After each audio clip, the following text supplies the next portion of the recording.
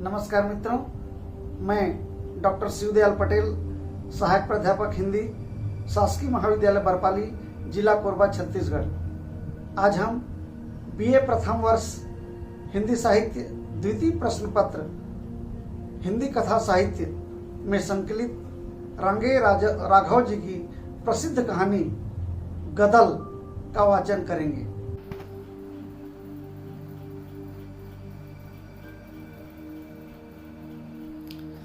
गदल। रंगे राघव। बाहर शोरगुल मचा। डोडी ने पुकारा, कौन है? कोई उत्तर नहीं मिला। आवाज आई, हत्यारिन, तुझे कत्ल कर दूंगा। स्त्री का स्वर आया, करके तो देख, तेरे कुनबे को डायन बन के ना खा गई निपुते। डोडी बैठा ना रह सका, बाहर आया। क्या करता है निहाल? डोडी बढ़कर चिल्लाया, आखिर तेरी मैया है? मैया है? कहकर निहाल हट गया। और तू हाथ उठा के तो देख। स्त्री ने फुफकारा, कढ़ी खाए, तेरी सींग पर बिल्लियां चलवा दूं। समझ रखियो, मत जान रखियो, हाँ तेरी आसरतू नहीं हूं। भाभी, डोडी ने कहा, क्या बकती है, होश में आ। वह आगे बढ़ा। उसने मुड़कर कहा, जाओ सब, तुम सब लोग जाओ। निहाल हट गया। उसके साथ ही सब लोग इधर उधर हो गए। डोडी निस्तब्ध छप्पर के नीचे लगा बरंडा पकड़े खड़ा रहा। स्त्री वहीं बिफरी हुई सी बैठी रही। उसकी आंखों में आग सी जल रही थी। उसने कहा, मैं जानती हूँ निहाल में इतनी हिम्मत नहीं। यह सब तैने किया है देवर। हाँ गदल, डोडी ने धीरे से कहा, मैंने ही किया है। गदल सिमट गई। कहा, क्यों? तुझे क्या जरूरत थी? डोडी कह नहीं सका। वह ऊपर से नीचे तक झंझना उठा। 50 साल का वह लंबा खारी गुजर, जिसकी मूछें खिचड़ी हो चुकी थी, छप्पर तक पहुंचा सा लगता था।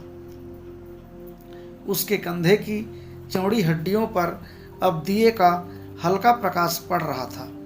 उसके शरीर पर मोटी फतुही थी और उसकी धोती घुटनों के नीचे उतरने के पहले ही झूल देकर चुस्त सी ऊपर की ओर लौट जाती थी। उसका हाथ कर्रा था और वह इस समय निस्तब्ध खड़ा रहा। स्त्री उठी। वह लगभग 45 वर्षीय थी और उसका रंग गोरा होने पर भी आयु के धुंधलके में अब मैला सा दिखने लगा था। उसको देखकर लगता था कि वह फुर्तीली थी। जीवन भर कठोर मेहनत करने से उसकी गठन के ढीले पड़ने पर भी उसकी फुर्ती अभी तक मौजूद थी। तुझे शर्म नहीं आती गदल? डोडी ने पूछा। क्यों? शर्म क्यों आएगी? गदल ने पूछा। डोडी क्षण भर सकते में पड़ गया। भीतर के चौबारे से आवाज आई, शर्म क्यों आएगी इसे? शर्म तो उसे आए जिसकी आंखों में हया बची हो। निहाल। डोडी चिल्लाया, तू चुप रह। फिर आवाज बंद हो गई। गदल ने कहा, मुझे क्यों बुलाया है तूने? डोडी ने इस बात का उत्तर नहीं दिया। पूछा, रोटी खाई है? नहीं। गदल ने कहा, खाती भी कब? कमबख्त, रास्ते में मिले, खेत होकर लौट रही थी। रास्ते में अरने कंडे बिनकर संझा के लिए ले जा रही थी। डोडी ने पुकारा, निहाल, बहू से कह अपनी सास को रोटी दे जाए। भीतर से किसी स्त्री की ढीठ आवाज सुनाई दी, अरे अब लौहरों की बैया आई हैं, उन्हें क्यों गरीब खारियों की रोटी भाएगी? कुछ स्त्रियों ने ठहाका लगाया। निहाल चिल्लाया, सुन ले परमेश्वरी, जग हंसाई हो रही है। खारियों की तो तूने नाक कटाकर छोड़ी। गुन्ना मरा तो 55 बरस का था। गदल विधवा हो गई। गदल का बड़ा बेटा निहाल 30 वर्ष के पास पहुंच रहा था। उसकी बहू दुल्ला का बड़ा बेटा 7 का, दूसरा 4 का और तीसरी छोरी थी जो उसकी गोद में थी। निहाल से छोटी तरा ऊपर की 2 बहनें थीं, चंपा और चमेली, जिसका क्रमशः झाज और विश्वारा गांव में ब्याह हुआ था। आज उनकी गोदियों से उनके लाल उतरकर धूल में घुटरुवन चलने लगे थे। अंतिम पुत्र नारायण अब 22 का था, जिसकी बहू दूसरे बच्चे की मां बनने वाली थी। ऐसी गदल इतना बड़ा परिवार छोड़कर चली गई और 32 साल के एक लौहरे गुजर के यहाँ जा बैठी थी। डोडी गुन्ना का सगा भाई था। बहू थी, बच्चे भी हुए, सब मर गए। अपनी जगह अकेला रह गया। गुन्ना ने बड़ी बड़ी कही, पर वह फिर अकेला ही रहा। उसने ब्याह नहीं किया। गदल ही के चूल्हे पर खाता रहा, कमा कर लाता वो उसी को दे देता, उसी के बच्चों को अपना मानता। कभी उसने अलगाव नहीं किया। निहाल अपने चाचा पर जान देता था और फिर खारी गुजर अपने को लाहौरों से ऊंच समझते थे। गदल जिसके घर बैठी थी उसका पूरा कुनबा था। उसने गदल की उम्र नहीं देखी। यह देखा कि खारी औरत है, पड़ी रहेगी। चूल्हे पर दम फूंकने वाले की जरूरत भी थी। आज ही गदल सवेरे गई थी और शाम को उसके बेटे उसे फिर बांध लाए थे। उसके नए पति मौनी को अभी पता भी नहीं हुआ होगा। मौनी रंडुआ था। उसकी भाभी जो पांव फैलाकर मटक मटक कर छाछ बिलोती थी, दुल्लो सुनेगी तो क्या कहेगी। गदल का मन विक्षोभ से भर उठा। आधी रात हो चली थी। गदल वहीं पड़ी थी। डोडी वहीं बैठा चिलम फूंक रहा था। उस सन्नाटे में डोडी ने धीरे से कहा, गदल क्या है? गदल ने हौले से कहा, तू चली गई ना? गदल बोली, नहीं। डोडी ने फिर कहा, सब चले जाते हैं। एक दिन तेरी देवरानी चली गई, फिर एक एक करके तेरे भतीजे भी चले गए, भैया भी चला गया, पर तू जैसी गई वैसे तो कोई भी नहीं गया। जग हंसता है, जानती है? गदल बुदबुदाई, जग हंसाई से मैं नहीं डरती देवर। जब 14 की थी तब तेरा भैया मुझे गांव में देख गया था।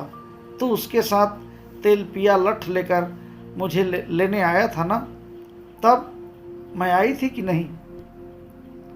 तू सोचता होगा कि गदल की उम्र गई, अब उसे खसम की क्या जरूरत है, पर जानता है मैं क्यों गई? नहीं, तू तो बस यही सोच करता होगा कि गदल गई, अब पहले सा रोटियों का आराम नहीं रहा। बहुएं नहीं करेंगी तेरी चाकरी देवर। तूने भाई से और मुझसे निभाई तो मैंने भी तुझे अपना ही समझा। बोल, झूठ कहती हूँ? नहीं गदल, मैंने कब कहा? बस यही बात है देवर। अब मेरा यहाँ कौन है? मेरा मर्द तो मर गया। जीते जी मैंने उसकी चाकरी की, उसके नाते उसके सब अपनों की चाकरी बजाई, पर जब मालिक ही न रहा तो काहे को हड़कंप उठाऊं? एक लड़के यह बहुएं, मैं इनकी गुलामी नहीं करूंगी। पर क्या यह सब तेरी औलाद नहीं बावरी? बिल्ली तक अपने जायों के लिए 7 घर उलट फेर करती है। फिर तू तो मानुष है।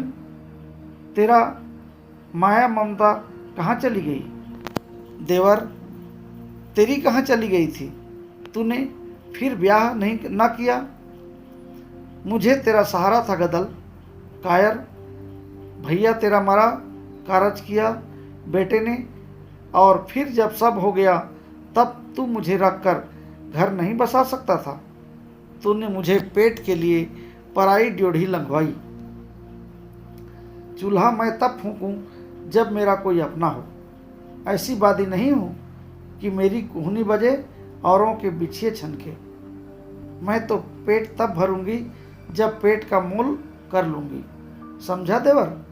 तूने तो नहीं कहा तब। अब कुनबे की नाक पर चोट पड़ी तब सोचा, तब न सोचा जब तेरी गदल को बहुओं ने आंखें तरेर कर देखा। अरे कौन किसकी परवाह करता है गदल, डोडी ने भर्राए स्वर में कहा। मैं डरता था। भला क्यों तो गदल, मैं बूढ़ा हूँ, डरता था जग हंसेगा, बेटे सोचेंगे शायद चाचा का अम्मा से पहले से नाता था, तभी चाचा ने दूसरा ब्याह नहीं किया। गदल, भैया की भी बदनामी होती ना। अरे चल रहने दे, गदल ने उत्तर दिया। भैया का बड़ा ख्याल रहा तुझे, तू नहीं था कारज में। उनके क्या, मेरे ससुर मरे थे तब तेरे भैया ने बिरादरी को जिमा कर होठों से पानी छुलाया था अपने, और तुम सब ने कितने बुलाए। तू भैया, 2 बेटे, यही भैया हैं, यही बेटे हैं, 25 आदमी बुलाए कुल। क्यों आखिर? कह दिया लड़ाई में कानून है, पुलिस 25 से ज़्यादा होते ही पकड़ ले जाएगी। डरपोक कहीं के, मैं नहीं रहती ऐसों के। हठात डोडी का स्वर बदला, कहा, मेरे रहते तू पराए मर्द के जा बैठेगी? हाँ, अब के तो कह। वह उठकर बढ़ा। 100 वर्ग कहूँ लाला। गदल पड़ी पड़ी बोली। डोडी बढ़ा। बढ़, गदल ने फुफकारा। डोडी रुक गया। गदल देखती रही। डोडी जाकर बैठ गया। गदल देखती रही, फिर हंसी। कहा, तू मुझे करेगा? तुझ में हिम्मत कहाँ है देवर? मेरा नया मर्द है ना, मर्द है। इतनी सुन तो ले भला, मुझे लगता है तेरा भैया ही फिर मिल गया है मुझे। तू? वह रुकी। मर्द है? अरे कोई बैयर से घिघियाता है? बढ़कर जो तू मुझे मारता तो मैं समझती तू अपनापा मानता है। मैं इस घर में रहूंगी? डोडी देखता ही रह गया। रात गहरी हो गई। गदल ने लहंगे की परत फैलाकर तन ढक लिया। डोडी उमने लगा। ओसारे में दुल्ले ने अंगड़ाई लेकर कहा, आ गई देवरानी जी, रात कहाँ रही? सूखा डूब गया था। आकाश में पौ फट रही थी। बैल अब उठकर खड़े हो गए थे। हवा में एक ठंडक थी। गदल ने तड़ाक से जवाब दिया, सो जेठानी मेरी, हुक्म न चला मुझ पर। तेरी जैसी बेटियां हैं मेरी, देवर के नाते देवरानी हूँ, तेरी जूती नहीं। दुल्लो शक पका गई। मौनी उठा ही था, भन्नाया हुआ आया, बोला, कहाँ गई थी? गदल ने घूंघट खींच लिया, पर आवाज़ नहीं बदली। कहा, वही ले गए मुझे घेर कर, मौका पाके निकल आई। मौनी दब गया। मौनी का बाप बाहर से ही ढोर हाँक ले गया। मौनी बढ़ा। कहाँ जाता है? गदल ने पूछा। खेतहार। पहले मेरा फैसला कर जा, गदल ने कहा। दुल्लो उस अधेड़ स्त्री के नक्शे देखकर अचरज में खड़ी रही। कैसा फैसला? मौनी ने पूछा। वह उस बड़ी स्त्री से दब गया। अब क्या तेरे घर का पिसना पीसूंगी मैं? गदल ने कहा। हम तो 2 जने हैं, अलग करेंगे खाएंगे। उसके उत्तर की प्रतीक्षा किए बिना ही यह कहती रही, कमाई शामिल करो, मैं नहीं रोकती, पर भीतर तो अलग अलग भले। मौनी क्षण भर सन्नाटे में खड़ा रहा। दुल्लो तिनक कर निकली। बोली, अब चुप क्यों हो गया देवर? बोलता क्यों नहीं? देवरानी लाया है कि सास? तेरी बोलती क्यों नहीं करती? ऐसी न समझिए तू मुझे। रोटी तवे पर पलटते मुझे भी आँच नहीं लगती, जो मैं इसकी खरी खोटी सुन लूंगी, समझा? मेरी अम्मा ने भी मुझे चूल्हे की मट्टी खा के ही जना था। हाँ। अरे तो सौत, गदल ने पुकारा। मट्टी न खा के आई, सारे कुनबे को चबा जाएगी डायन। ऐसी नहीं तेरी गुड़ की भेली है, जो ना खाएंगे हम तो रोटी गले में फंदा मार जाएगी। मौनी उत्तर नहीं दे सका। वह बाहर चला गया। दोपहर हो गई। दुल्लो बैठी चरखा काट रही थी। नारायण ने आवाज दी, कोई है? दुल्लो ने घूंघट काढ़ लिया, पूछा, कौन हो? नारायण ने खून का घूंट पीकर कहा, गदल का बेटा हूं। दुल्लो घूंघट में हंसी, पूछा, छोटे हो कि बड़े? छोटा। और कितने हैं? कितने भी हूं, तुझे क्या? गदल ने निकल कर कहा, अरे आ गई, कहकर दुल्लो भीतर भागी। आने दे आज उसे, तुझे बता दूंगी जिठानी। गदल ने सिर हिलाकर कहा। अम्मा, नारायण ने कहा, यह तेरी जिठानी है? क्यों आया है तू, यह बता। गदल झल्लाई, दंड धरवाने आया हूं अम्मा, कहकर नारायण आगे बैठने को बढ़ा। वहीं रह, गदल ने कहा। उसी समय लोटा डोर लिए मौनी लौटा।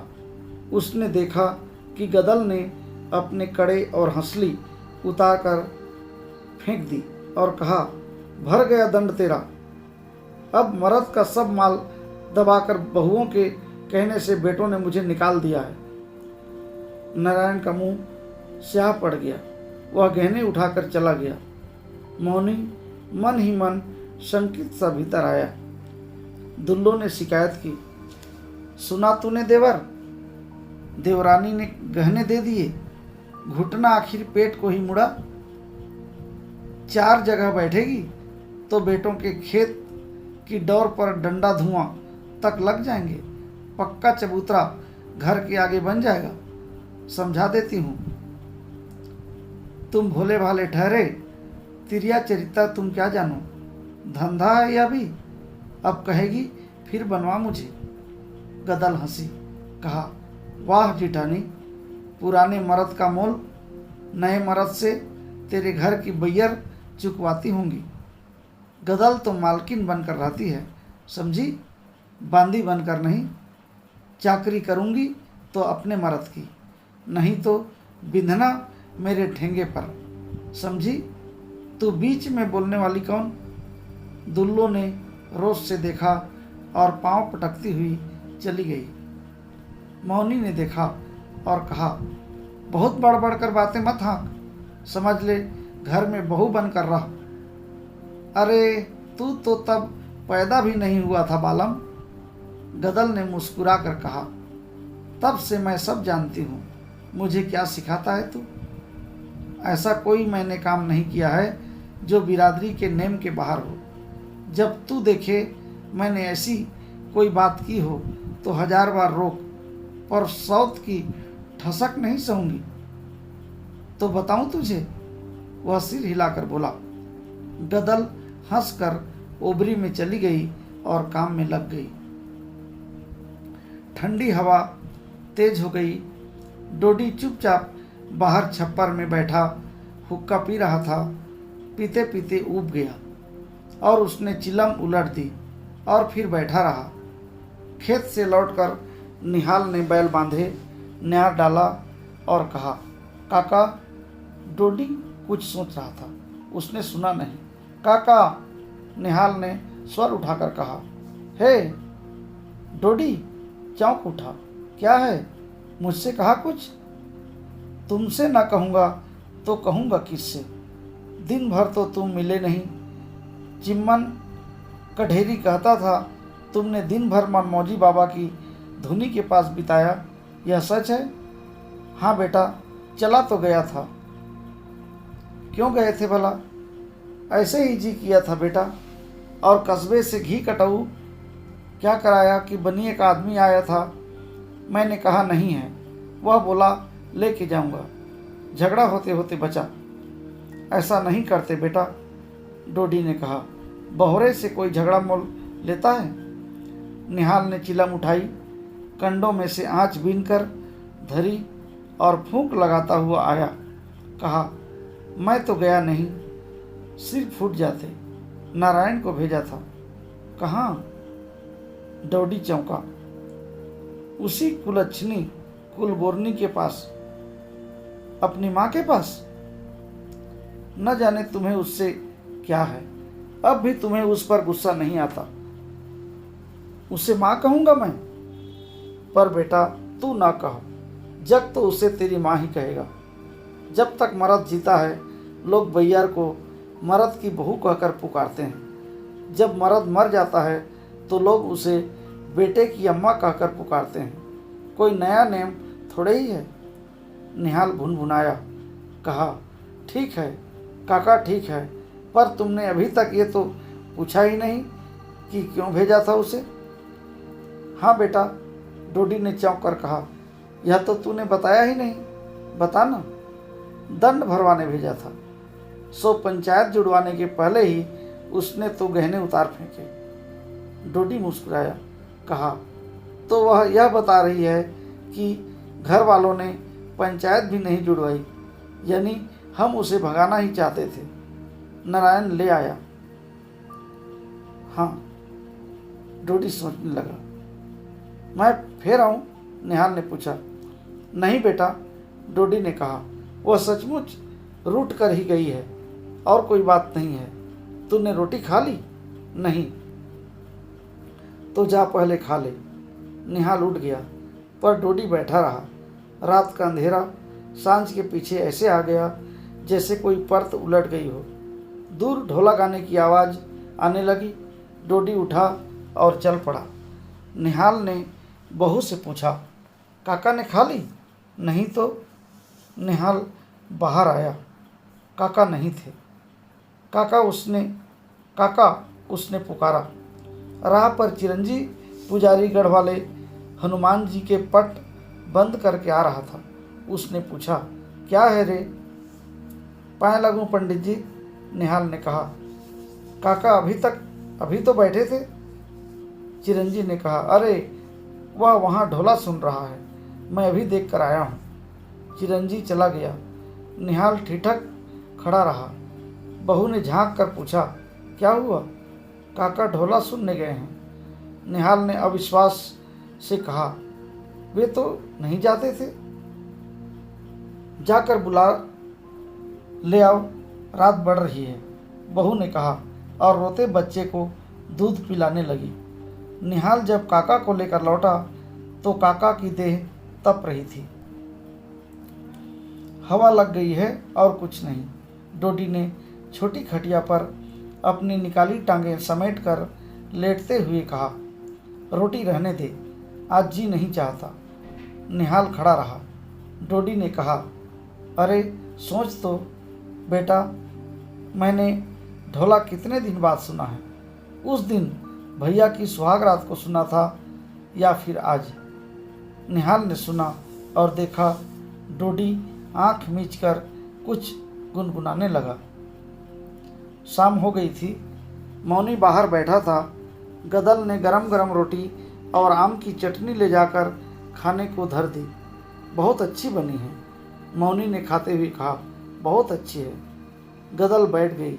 कहा, तुम एक ब्याह और क्यों नहीं कर लेते, अपनी उम्र लायक। मौनी चौंका। कहा, एक की रोटी भी नहीं बनती? नहीं, गदल ने कहा, सोचते होंगे सौत बुलाती हूँ, पर मर्द का क्या, मेरी भी तो ढलती उम्र है। जीते जी देख जाऊंगी तो ठीक है ना, ना होते हुकूमत करने को तो एक मिल जाएगी। मौनी हंसा, बोला, यूँ कहा, हौस है तुझे, लड़ने को चाहिए। खाना खाकर उठा तो गदल हुक्का भर कर दे गई और आप दीवार की ओट में बैठकर खाने लगी। इतने में सुनाई दिया, अरे इस वक्त कहाँ चला? जरूरी काम है, मौनी उत्तर मिला। पेशकार साहब ने बुलवाया है। गदल ने पहचाना, उसी के गांव का तो था, घोटिया महीना का चंदा गिरिराज ग्वारिया। जरूर पेशकार की गाय की चराने की बात होगी। अरे तो रात को जा रहा है, मौनी ने कहा। ले चिलम तो पीता जा। आकर्षण ने रोका। गिरिराज बैठ गया। गदल ने दूसरी रोटी उठाई और मुंह में रखा। तुमने सुना? गिरिराज ने कहा और दम खींचा। क्या? मौनी ने पूछा। गदल का देवर डोडी मर गया। गदल का मुंह रुक गया। जल्दी से लोटे के पानी के संग कौर निकला और सुनने लगी। कलेजा मुंह को आने लगा। कैसे मर गया? मौनी ने कहा। वह तो भला चंगा था। ठंड लग गई, रात उघड़ा रह गया। गदल द्वार पर दिखाई दी। कहा, गिरिराज काकी। गिरिराज ने कहा, सच, मरते वक्त उसके मुंह से तुम्हारा नाम कढ़ा था। काकी, बेचारा बड़ा भला मानस था। गदल स्तब्ध खड़ी रही। गिरिराज चला गया। गदल ने कहा, सुनते हो? क्या है री? मैं जरा जाऊंगी। कहाँ? वह आतंकित हुआ। वहीं। क्यों? देवर मर गया है ना? देवर? अब तो वह तेरा देवर नहीं। गदल झंझनाती हुई हंसी। देवर तो मेरा अगले जन्म में भी रहेगा। वही न मुझे रुखाई दिखाता तो क्या यह पांव कटे बिना उस देहरी से बाहर निकल सकते थे? उसने मुझसे मन फेरा, मैंने ऐसा बदला लिया उससे। कहते कहते वह कठोर हो गई। तू नहीं जा सकती, मौनी ने कहा। क्यों? गदल ने कहा। तू रोकेगा? अरे, मेरे खास पेट के जाए मुझे रोक ना पाए। अब क्या है? जिसे नीचा दिखाना चाहती थी वही ना रहा, और तू मुझे रोकने वाला है कौन? अपने मन से आई थी, रहूंगी नहीं रहूंगी। कौन तूने मेरा मोल दिया है? इतना बोल तो भी लिया। तू जो होता मेरे उस घर में तो जीभ कड़वा लेती तेरी। अरे चल चल। मौनी ने हाथ पकड़कर उसे भीतर धकेल दिया और द्वार पर खाट डालकर लेटकर हुक्का पीने लगा। गदल भीतर रोने लगी, परंतु इतने धीरे कि उसकी सिसकी तक मौनी नहीं सुन सका। आज गदल का मन बहा जा रहा था। रात का तीसरा पहर बीत रहा था। मौनी की नाक बज रही थी। गदल ने पूरी शक्ति लगाकर छप्पर का कोना उठाया और सांपिन की तरह उसके नीचे से रेंग कर दूसरी ओर कूद गई। मौनी रह रह कर तड़पता था। हिम्मत नहीं होती थी कि जाकर सीधे गांव में हल्ला करे और लठ के बल पर गदल को उठा लाए। मन करता ससुरी की टांगें तोड़ दे। दुल्लो ने व्यंग भी किया हो कि उसकी लुगाई भागकर नाक कटा गई है। खून का सा घूंट पीकर रह गया। गुजरों ने जब सुना तो कहा, अरे बुढ़िया के लिए खून खराबा कराएगा? और अभी तेरा उसने खर्च ही क्या कराया है?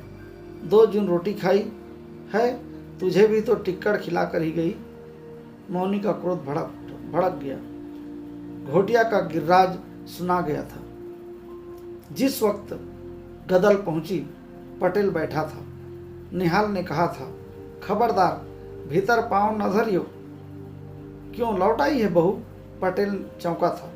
बोला, अब क्या लेने आई है? गदल बैठ गई।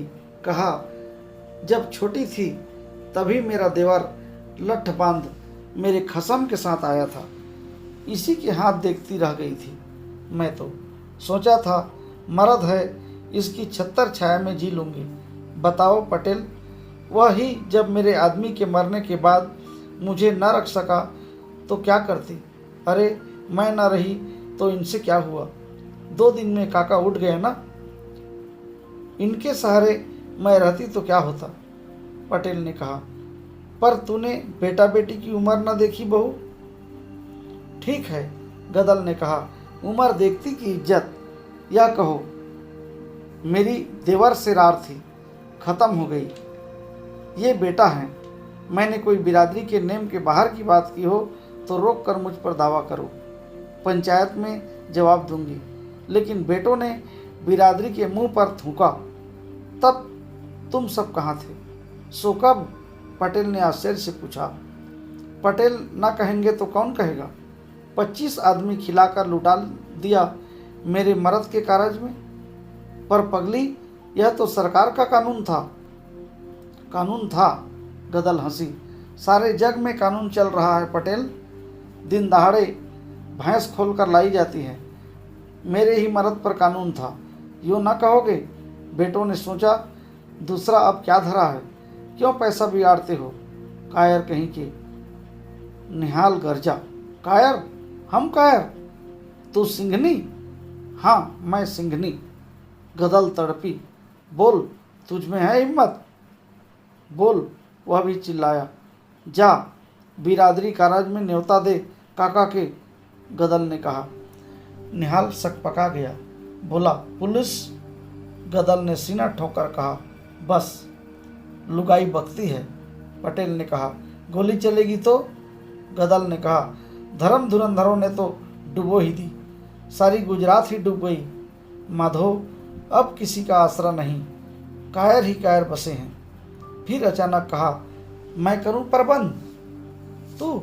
निहाल ने कहा, हाँ मैं। और उसकी आंखों में पानी भर आया। कहा, वह मरते वक्त मेरा नाम लेता गया है ना, तो उसका प्रबंध मैं ही करूंगी।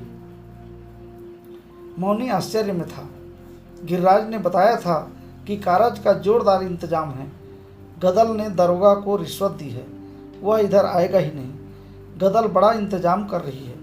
लोग कहते हैं उसे अपने मर्द का इतना गम नहीं हुआ था जितना अब लगता है। गिरिराज तो चला गया था, पर मौनी में विष भर गया था। उसने उठते हुए कहा, तो गदल तेरी भी मन की होने दूं? सो गोला का मौनी नहीं, दरोगा का मुंह बंद कर दे, पर उससे भी ऊपर एक दरबार है। मैं कस्बे में बड़े दरोगा से शिकायत करूंगा। कारज हो रहा था। पातें बैठती, जिमती, उठ जाती और कढ़ाव से पुए उतरते। बाहर मर्द इंतजाम कर रहे थे, खिला रहे थे।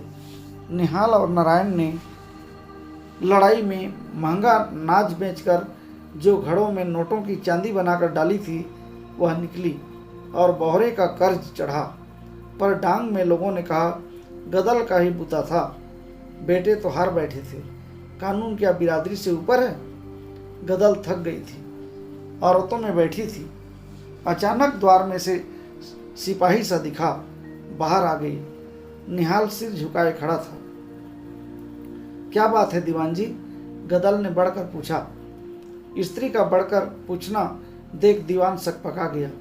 निहाल ने कहा, कहते हैं कारज रोक दो। सो कैसे? गदल चौंकी। दरोगा जी ने कहा है। दीवान जी ने नम्र उत्तर दिया। क्यों? उनसे पूछकर ही तो किया जा रहा है।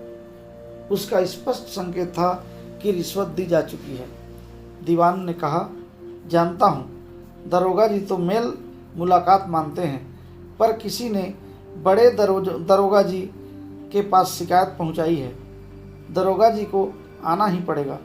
इसी से उन्होंने कहला भेजा है कि भीड़ छांट दो, वरना कानूनी कार्यवाही करनी पड़ेगी।